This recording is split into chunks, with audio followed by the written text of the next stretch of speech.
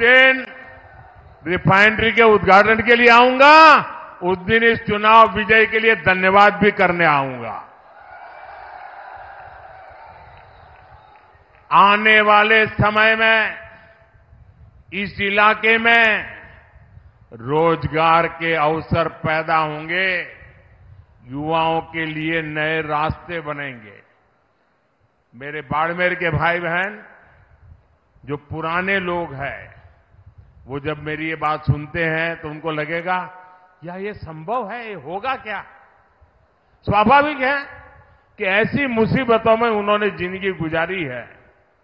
यहां से पलायन होना बहुत स्वाभाविक था। मां बाप भी बच्चों को कहते थे भाई कहीं और चले जाओ, यहां रह के क्या करोगे, वो दिन थे। ऐसा ही हाल कच्छ का था। मैं गुजरात का अनुभव बताता हूं आपको। कच्छ का भी हाल ऐसा ही था, लेकिन 2001 के भूकंप के बाद गुजरात के लोगों ने मुझे सेवा का मौका दिया।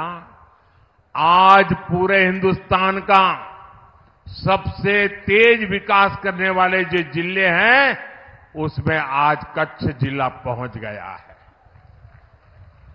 मुंबई में जमीन की जो कीमत होती है, वो कच्छ की जमीन की कीमत हो गई है। अगर कच्छ बदल सकता है तो बाड़मेर बदल सकता है कि नहीं बदल सकता है? बदल सकता है कि नहीं बदल सकता है? मैं ये करके आया हूं और इसलिए मैं गारंटी देता हूं, ये भी मैं करके रहूंगा। यहां के एयरपोर्ट में भी पिछली सरकार ने जमकर रोड़े अटकाए थे। अगर कांग्रेस ने बेवजह ब्रेक न लगाया होता तो यहां का एयरपोर्ट 2 साल पहले ही चालू हो जाता। साथियों, कांग्रेस ने जिन लोगों को दशकों तक नहीं पूछा, मोदी उनको पूजता है। हमारे आदिवासी समाज के बच्चे आगे बढ़े, इसके लिए हम एकलव्य मॉडल आवासीय स्कूल खोल रहे हैं। आदिवासी समाज को सिकल सेल एनीमिया से मुक्ति दिलाने के लिए हम अभियान चला रहे हैं। भाजपा ने आदिवासी समाज को सम्मान दिलाने के लिए देश को पहली महिला आदिवासी राष्ट्रपति दी है। हमारे गांव ढाणियों की महिलाएं, मेघवाल समाज, लंगा, मंगणियार समाज के लोग पीढ़ियों से हस्तकला का काम करते आए हैं। भाजपा ने पहली बार उन्हें आगे बढ़ाने के लिए पीएम विश्वकर्मा योजना शुरू की है।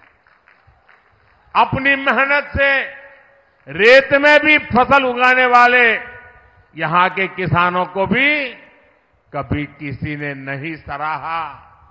आज हम किसानों के सीधे उनके खातों में पीएम किसान सम्मान निधि भेज रहे हैं। किसानों की आय बढ़े, इसके लिए हम मोटे अनाजों को, श्री अन्न को पूरी दुनिया में प्रमोट कर रहे हैं। ये हमारा बाजरा कोई पूछता नहीं था, सिर्फ हम गांव के लोग खाते थे। आपको जानकर के खुशी होगी, अभी मैं जब अमेरिका गया तो अमेरिका ने राष्ट्रपति ने अपने घर में व्हाइट हाउस में बड़ा भोज रखा था, लेकिन मजा देखिए, उस भोज में जितनी चीजें खाने के लिए बनाई थी वो हमारे मोटे अनाज में से बनाई थी। हमारे बाजरे, हमारा ज्वार उसमें से बनाई थी। दुनिया में जो मेरा छोटा किसान पानी के अभाव में खेती करता है, मोटा अनाज पैदा करता है, मैंने दुनिया को समझाया है ये मामूली अनाज नहीं है, ये सुपर फूड है, सुपर फूड। आपकी सेहत के लिए उत्तम फूड है और मैं दुनिया में आपके किसानों के द्वारा बनाई ये बाजरा ज्वार दुनिया में बेच रहा हूं। दोस्तों, मूंग का समर्थन मूल्य भी आज जितना है उतना कभी नहीं था। मोदी आपके सुख दुख में आपके साथ है, क्योंकि आपके सपने ही मेरे संकल्प है। साथियों, एससी, एसटी, ओबीसी भाइयों और बहनों के साथ दशकों तक भेदभाव करने वाली कांग्रेस आजकल एक पुरानी रिकॉर्ड बजा रही है। जब भी चुनाव आता है, संविधान के नाम पर झूठ बोलना ये इंडिया अलायंस के सब साथियों की फैशन बन गई है। वो कांग्रेस जिसने बाबा साहब के जीते जी उन्हें चुनाव हरवाया, जिसने बाबा साहब को भारत रत्न नहीं मिलने दिया, वो कांग्रेस जिसने देश में आपातकाल लगाकर संविधान को खत्म करने की कोशिश की, आज वो मोदी को गाली देने के लिए संविधान के नाम पर झूठ की आड़ ले रही है। ये मोदी है जिसने देश में पहली बार संविधान दिवस मनाना शुरू किया। ये कांग्रेस वालों ने संविधान दिवस मनाने का विरोध किया था। पार्लियामेंट में भाषण है उनका। क्या बाबा साहब का ये अपमान है कि नहीं है? संविधान का अपमान है कि नहीं है? इतना ही नहीं, ये मोदी है जिसने बाबा साहब से जुड़े पंच तीर्थों का विकास किया। इसलिए बाबा साहब और संविधान का अपमान करने वाले कांग्रेस और इंडिया अलायंस के झूठों से, उनकी गपबाजी से सावधान रहने की जरूरत है। और कांग्रेस वाले सुन लें, ये 400 सीट की बात देश की जनता ने इसलिए की है कि आपने 10 साल पार्लियामेंट में मुझे अच्छे काम करने के लिए रोकने की लगातार कोशिश की है। और इसलिए देश आपको, कांग्रेस को सजा देना चाहता है और साफ कर देने का मन बना लिया है। और जहां तक संविधान का सवाल है, आप मान के चलिए और मोदी के शब्द लिख के रखिए, बाबा साहब आंबेडकर खुद आ जाए तो भी संविधान खत्म नहीं कर सकते हैं। ये हमारा संविधान सरकार के लिए गीता है, रामायण है, महाभारत है, बाइबल है, कुरान है, ये सब कुछ हमारे लिए हमारा संविधान है। साथियों, भारत के खिलाफ ये इंडिया अलायंस वाले कितनी नफरत से भरे हुए हैं, ये इनके मैनिफेस्टो में भी नजर आता है। कांग्रेस के मैनिफेस्टो में तो बंटवारे की गुनहगार मुस्लिम लीग की छाप नजर आती है।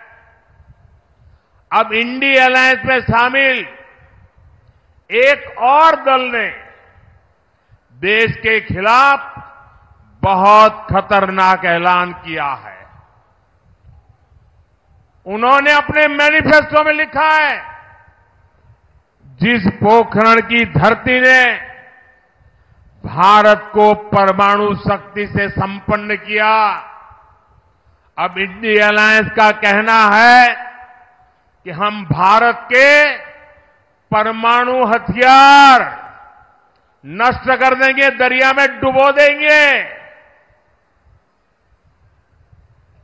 भारत जैसा देश जिसके दोनों तरफ पड़ोसियों के पास परमाणु हथियार हो, क्या उस देश में परमाणु हथियार समाप्त करना, इसकी सोच ये समाप्त करना चाहता है इंडिया अलायंस। क्या परमाणु हथियार समाप्त होने चाहिए?